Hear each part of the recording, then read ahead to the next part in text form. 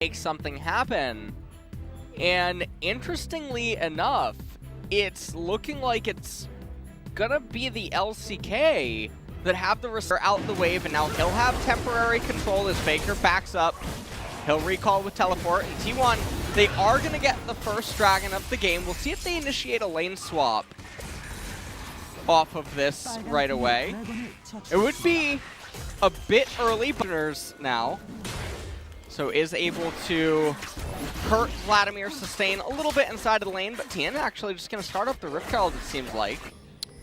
Yeah, and an axe was thrown. It did look like T1 kind of have an idea that this is going on, but they don't really want to contest it just yet, especially because, you know, when you pick a lane bully and you can't bully lane, it's not a great feeling.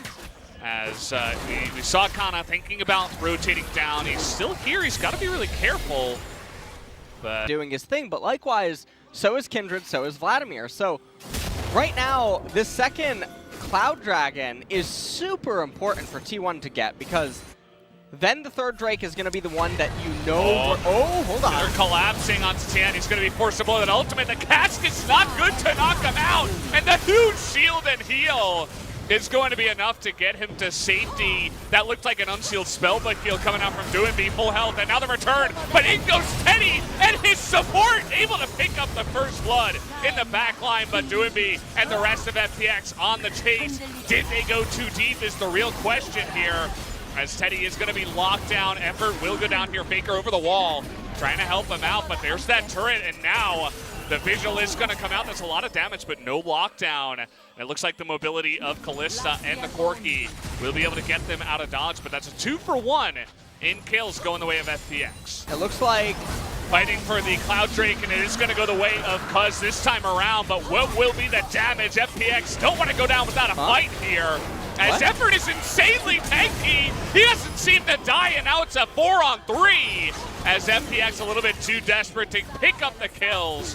It looks like T1 will be able to lock down 3 on the back of this. You can see Doinby desperately trying to pick up that kill onto Effort, but it's not going to happen. Now 3-0 is Teddy on the Kalista. And Teddy this is not a cuddly teddy bear, I'll tell you that much here in this game. 3-0 on the Kalista. That was a very bizarre decision by FPX. After the Dragon went down, okay, cut your losses. Oh, they really want to pick up this lockdown, or the shutdown rather, and they're going to hand it over to Aphelios. That was really tricky. We saw that Chris was really far away. He didn't have flash, and so Teddy was like, oh, I feel safe. But the heal coming out of LWX, as well as that delayed route from the tricky switch on the guns, means that they pick up that kill, and now with the Rift Herald, but he would be able to pick up some extra money here in the mid lane as they pick up, it looks like 3. Some action. Kana also able to get some plates up here in top lane. Tien coming up here, gonna try to maybe make a play happen, but Kana gonna be really quick to try to get out of this. Still has the flash available, he should never die. Yeah, the Hex Drinker is gonna get him low, he flashes away. Now Tien delayed a little bit, he hit the ward twice on his way up. I think he could have hit that turret in the bottom side. And this is what we all love about the LPL teams. They love to be proactive and look for plays. They're not going to sit back and make the same play. They want to get as much value as possible. And here we go. They get the turret, but having gone too deep as Chris is going to go down. The Kindred ultimate is too late. And now he's out of an ultimate for a good 120 seconds. That's a long cooldown on that Kindred ult. Able to land the smite there in the second fight over the Cloud Drake. So you can see T1 going to let them leash here and look for an engage and just poke on the top side as, okay, it's going to be denied by the Valkyrie, and that's a lot of damage. J-Shock blast whiffs. Yeah, it does, but they should be able to lock down this one. The smite is not going to come in just yet. Khan in the front, but now he is low. As T1, they don't necessarily have to fight this, and so they say, we're just going to back away. We got the Infernal Drake, now we're on Drake's Soul in 5 minutes. You know, good for you. You weren't able to really take much from us. And this is the really scary thing, is that typically 2.5 items, it's online by 23 minutes, but not quite 3. Hold on. Okay, they're not backing down. They say, T1, you dare fight us. Just a large rod prior to the Infernal Dragon fight. See if he can end up doing that. Khan. Effort's coming as well. He's almost here. The cast is going to come down, but a good flash by Khan. That was close. He did not out by champions like a Corki, so you don't. Oh, okay. We're not poking. We're just going straight into the backline, and LWX just disappears as Tian is going to be late on the ultimate once again. The burst coming in now from the chase is going to be enough, and this is going to be an easy cleanup for T1. As Cuz, though, is going to have to use that heal to get out of dodge here. Khan running straight into it, and Faker coming back in with the teleport. Should be able to take out Khan here as he is under that turret, but he does not have the pool any longer. It's Faker.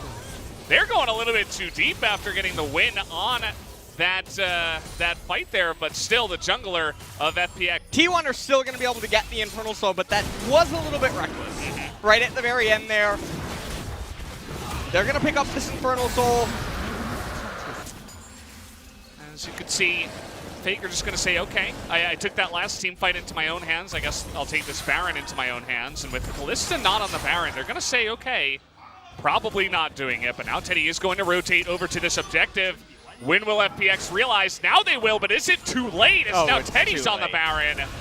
Yeah. And it's too little, too late. Olaf gonna smite that one down as T1 will pick up the Baron at 25-45. Here, they can delay a lot of backs on the side, but Kalista is just gonna join up with her team. Not gonna push it too far, although I feel like she may have been able to as Ingo's Faker once again, but there's the leash from the Karma. Ingo's Aphelios.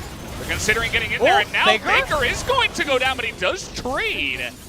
As, again, this reckless behavior Faker is coming in today. He really wants to make it, you know, extremely sure to everybody that he is the one that's going to be making the plays. As Khan wants to try to rival that here, as he is going to have to flash away.